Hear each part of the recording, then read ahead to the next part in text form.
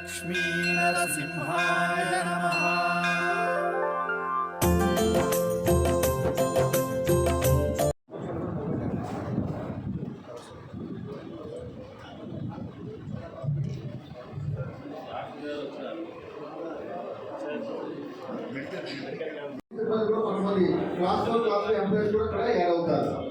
వీటితో పాటు వాళ్ళు ఏంటంటే లైన్ కంటిన్యూ పెట్టడానికి లైన్ పెట్టినప్పుడు ఎన్సీసీ ఎన్ఎస్ఎస్ కోర్స్ ఉంటారు కదా వాళ్ళు కూడా అక్కడ ప్రతి లైన్ కంటిన్యూగా ప్రతి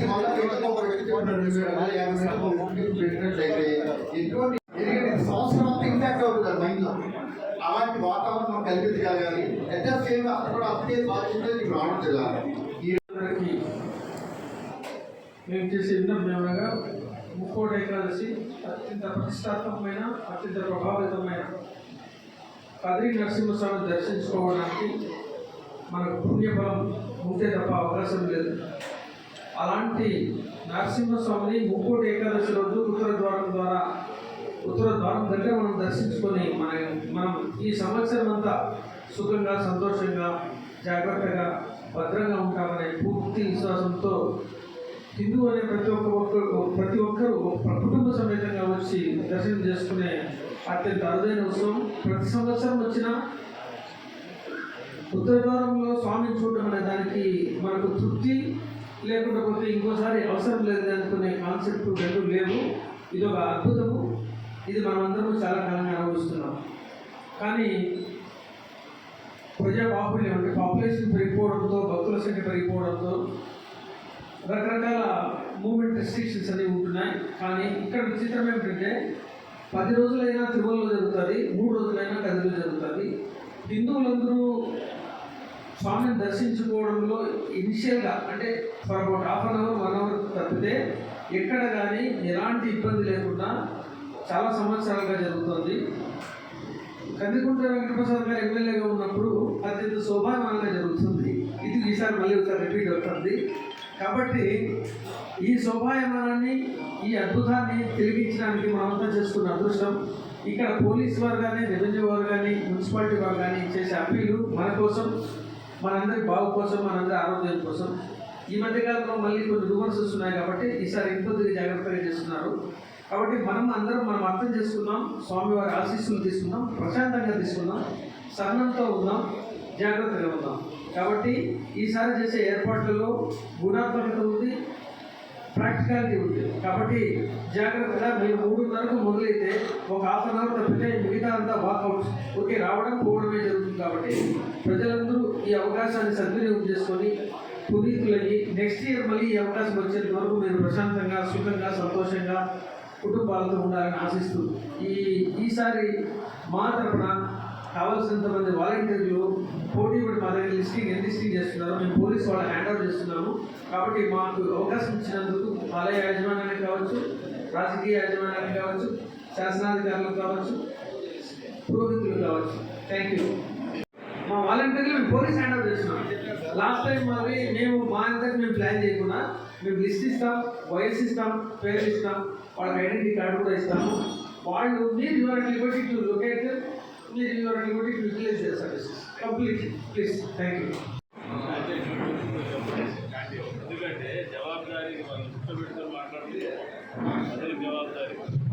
అందరికీ నమస్కారం అండి. వేదిక మీద ఉన్న ప్రధాన వారికి, అలాగే ఎమ్మెల్యే గారికి, ఈఓ గారికి, ఆర్డీఓ గారికి, డిఎస్పీ గారికి, ప్రజాప్రతినిధులకి, ఇక్కడికి వచ్చిన బోర్డు మెంబర్స్కి, మీడియా మిత్రులకి అందరికీ నమస్కారం అండి. ముఖ్యంగా రేపు జరిగే వైకుంఠ ఏకాదశి, ముక్కోటి ఏకాదశి రోజు ప్రజలందరూ భక్తి శ్రద్ధలతో స్వామివారి దర్శనం కోసం వస్తుంటారండి. అందరం ఇక్కడ ఉన్న వాళ్ళు చేసే అప్పీలు ఒకటే, అందరికీ దర్శనం చాలా నెమ్మదిగా ప్రశాంతంగా అందుతుంది. దీంట్లో తోపులాటలు, ముందు వెనకలు, మేము ముందు దర్శనం అనే పోటీతత్వం లేకుండా ప్రజలందరూ కూడా నెమ్మదిగా మనశ్శాంతిగా దేవుడి మీద భక్తితో దేవుడిని స్మరిస్తూ వచ్చి దర్శనం చేసుకోవాల్సిందిగా మరీ విన్నపం చేస్తున్నామండి. అలాగే శానిటేషన్కి సంబంధించి మున్సిపాలిటీ నుంచి మాడ వీధులు 4 వీధుల్లోనూ శానిటేషన్ మీద ప్రత్యేక శ్రద్ధ తీసుకుంటున్నాం. ట్రాక్టర్స్ ఏర్పాటు చేస్తున్నాం. అన్నదానం జరిగే దగ్గర ఎక్కడ కూడా ఎలాంటి వేషం లేకుండా, ఎక్కడ కూడా ఎలాంటివి నిర్లక్ష్యం లేకుండా అన్నీ ఎప్పటికప్పుడు తీసేస్తాము. అలాగే మాడ వీధి 4లో కూడా 4 ట్రాక్టర్స్ పెట్టి వాటర్ టైప్ స్ప్రింకిల్ చేయాలని నిర్ణయం తీసుకున్నాం ఈసారి. టెంపుల్లో కూడా అండి ప్రసాదాలు పంచే దగ్గర మిగిలిన దగ్గర కూడా శుభ్రత నీట్గా ఉండేట్లుగా మున్సిపాలిటీ నుంచి జాగ్రత్త తీసుకుంటామండి ఈసారి. అలాగే నీటి సదుపాయం కూడా కల్పన చేస్తున్నాం. భక్తులు ఎవరు మాకు ఇది అందరూ అది పోసుకోవడం కానీ ముందు వెనక పెట్టుకోవడం కానీ లేకుండా మనశ్శాంతిగా ప్రశాంతంగా చేసుకోవాలని మరీ విజ్ఞప్తి చేస్తున్నామండి. మున్సిపాలిటీ నుంచి అంతా మున్సిపల్ సిబ్బంది మొత్తాన్ని ఇక్కడికే కేంద్రీకరించి ఈరోజు రాత్రి నుంచి ఈ 2 రోజులు స్వామివారి దర్శనం అయిపోయి ఈ కైంకర్యాలన్నీ ముగిసే వరకు కూడా కదిరి మున్సిపాలిటీ నుంచి మేమందరం శాయశక్తుల మీ అందరికి అందుబాటులో ఉండి మీకు ఎలాంటి అసౌకర్యం కలగకుండా అన్ని జాగ్రత్తలు తీసుకుంటామని ఈ వేదికను నిర్వహించి మీ అందరికి ఆమోదిస్తున్నామండి. భక్తులందరికీ అందరూ చెప్పే విన్నపమే మనశ్శాంతిగా దేవుణ్ణి స్మరిస్తూ ప్రశాంతంగా దర్శనం చేసుకోవాలండి. ఎలాంటి తోపులాటలు ముందు దర్శించుకోవాలనే వేషగాలకు వెళ్లకుండా అందరు సమయం అంతా వచ్చి స్వామివారి దర్శనం చేసుకోవాలని మరీ విజ్ఞప్తి చేస్తున్నామండి. జై శ్రీరామ్. దాదాపు అన్ని ఏర్పాట్లు పూర్తిగా అవసరమై ఈ సందర్భంగా విజ్ఞప్తి చేయబడిందంటే దేవాలయం నుంచి భక్తులకు ఎటువంటి ఇబ్బందులు కలగకుండా క్యూ లైన్స్ ఏర్పాటు చేయడం కానీ, అలాగే మంచి వసతి, అందరికీ కూడా ఉచిత ప్రసాదం ఏర్పాటు చేయడము, ఎటువంటి ఇబ్బంది లేకుండా దర్శనానికి కూడా పోలీసు వారి సహాయంతో అన్ని ఏర్పాట్లు చేయడం జరిగింది. అలాగే మున్సిపాలిటీ వారు కూడా ఈ మాడవీధులు మరియు ప్రసాదం డిస్ట్రిబ్యూట్ చేసే దగ్గర పూర్తిగా పారిశుద్ధ్యం గురించి ప్రత్యేక శ్రద్ధ వహించి అన్ని ఏర్పాట్లు చేస్తూ ఉన్నారు. పోలీసు వారు ఈ ట్రాఫిక్ కంట్రోల్ చేయడము, క్రౌడ్ కంట్రోల్ చేయడము, ఈ 2 అంశాల మీద ప్రత్యేక దృష్టి పెడతా ఉన్నారు. అలా కాకుండా ఇంకా మీరు ఏదైనా సజెషన్స్ ఇస్తే అవన్నీ కూడా మేము రెక్టిఫై చేసుకొని ఎటువంటి అవాంఛనీయ సంఘటనలు ఇబ్బందులు జరగకుండా ఈ యొక్క కార్యక్రమం అత్యంత వైభవంగా జరగడానికి అన్ని ఏర్పాట్లు చేస్తామని చెప్పేసి పార్టీలందరికీ కూడా విజ్ఞప్తి చేస్తూ ఉన్నాను. ఈ సంవత్సరం ప్రత్యేకమైన దృష్టి పెట్టి స్థానిక శాసనసభ్యులు అత్యంత వైభవంగా జరగడానికి పూర్తి సహాయ సహకారం అందిస్తున్నారు.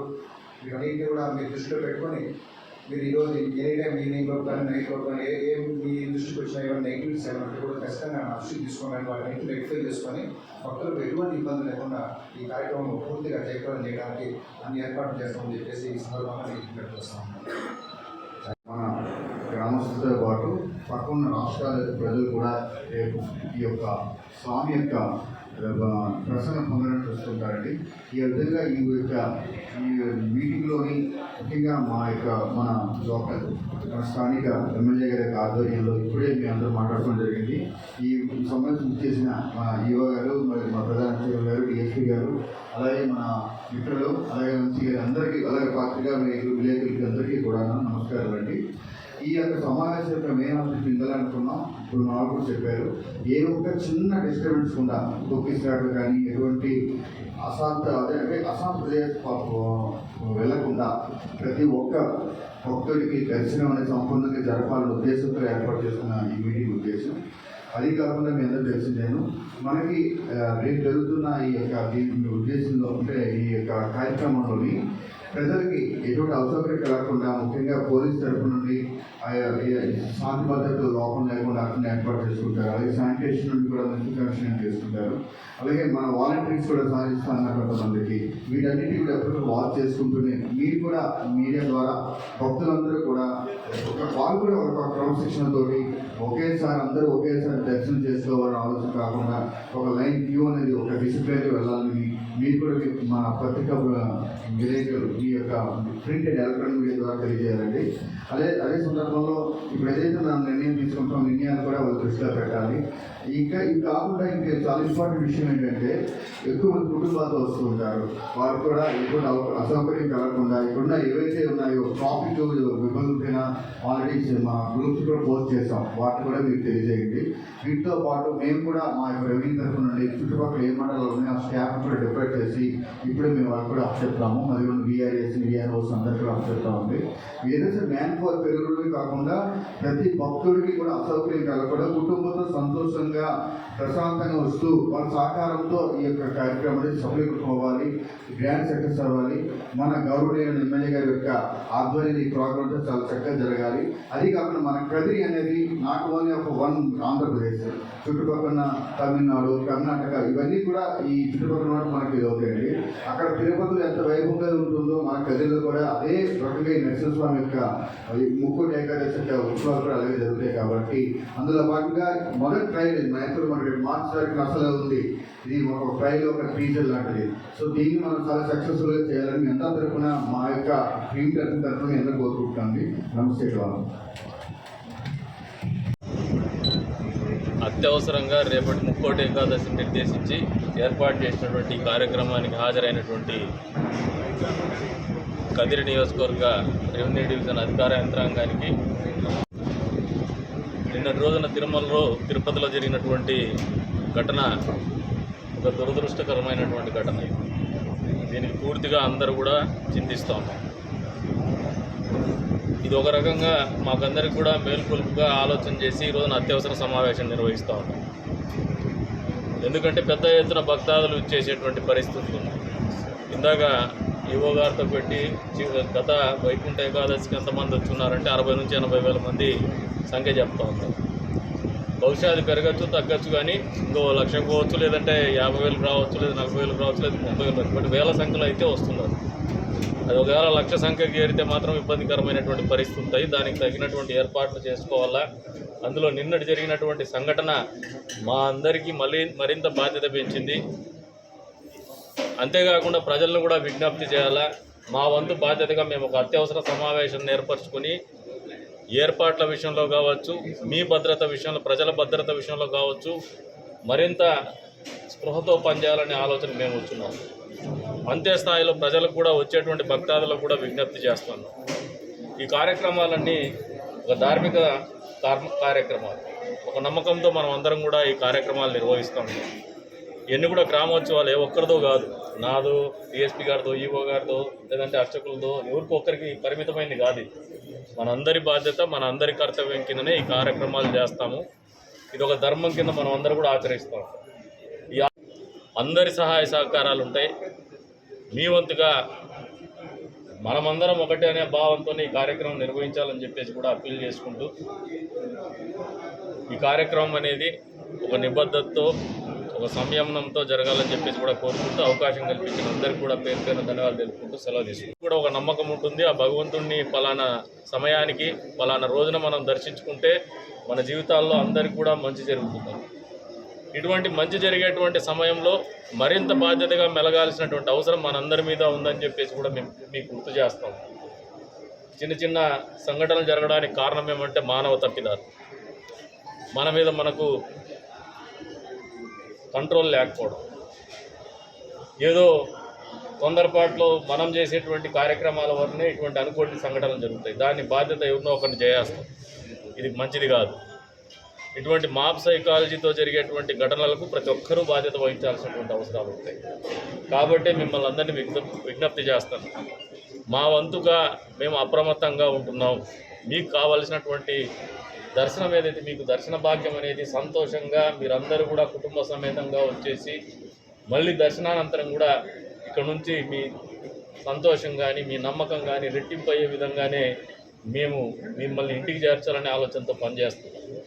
అంతే స్థాయిలో మీకు కూడా ఒక బాధ్యత ఉంది, సహకరించాల్సినటువంటి బాధ్యత ఉంది. చిన్న చిన్న సంఘటనకి ఎవరో ఒకరు ఇద్దరు ఆకతాయిలు ఉంటారు, లేదంటే కొద్దిగా కోప్పడే వాళ్ళు ఉంటారు, సహనం తక్కువ ఉండేటువంటి వాళ్ళు ఉంటారు. అటువంటి వాళ్ళు ఏదన్నా చిన్న చిన్నవి తోసుకోకూడదు అని చెప్తున్నారు, కానీ తోసుకోకుండా తిరణాలు జరగదు, శబ్దం లేకుండా తిరణాలు జరగదు, చెత్త వేయకుండా తిరణాలు జరగదు, అదే రకంగా కార్యక్రమాలు జరగవు. ఇంత పెద్ద సంఖ్యతో జరిగిస్తాం. ఇవన్నీ ఉంటాయి, ఒక భాగం ఇది. వాటన్నిటినీ కంట్రోల్గా చేయడానికి, మీకు అసౌకర్యం కలగకుండా ఉండడానికి మేమందరం కలిసి పనిచేస్తాం.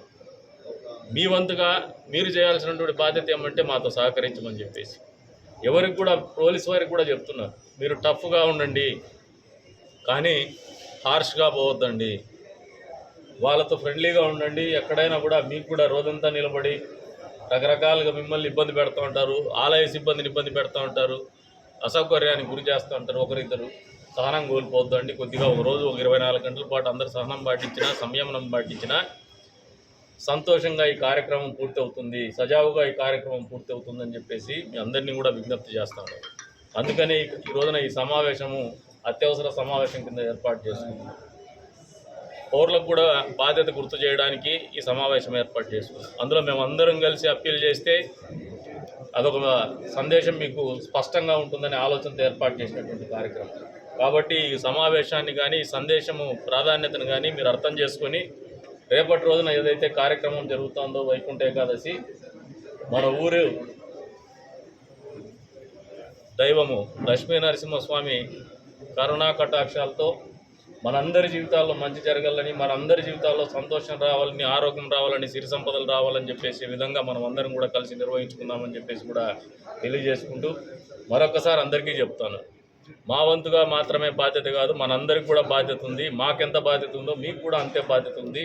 సోషల్ రెస్పాన్సిబిలిటీ అనేది ప్రతి ఒక్కరిలో కూడా ఉండాలని చెప్పేసి కూడా మిమ్మల్ని అందరినీ కూడా కోరుకుంటూ, మీరు ఒక చిన్న ప్రసాదం కప్పు వాడేసి ఇసిరేసేటువంటి కార్యక్రమంలో కూడా మీరు బాధ్యతగా ఆలోచన చేస్తే ఉండేటువంటి డస్ట్బిన్లు వేయగలుగుతారు. అదే రంగా ఎదురుగోడో ఎనకలోడో తోస్తున్నప్పుడు ముందుని నేను తోయకూడదనే ఆలోచన వస్తే కూడా మీ వంతుగా బాధ్యత నిర్వహించినటువంటి వాళ్ళు అవుతారు. ఇటువంటి చిన్న చిన్న కరెక్షన్స్ చేసుకొని చిన్నగా తప్పిదాలు జరగకుండా ఆలోచన చేస్తే పెద్ద సంఘటనలకు దారి తీయకుండా ఉంటుందని చెప్పేసి కూడా మరొకసారి మీ అందరికీ కూడా తెలియజేసుకుంటూ రేపటి రోజున జరిగేటువంటి వైకుంఠ ఏకాదశి సందర్భంగా మీకు అందరికీ కూడా శుభాకాంక్షలు తెలుపుకుంటూ సిబ్బందిని కూడా ఒకటే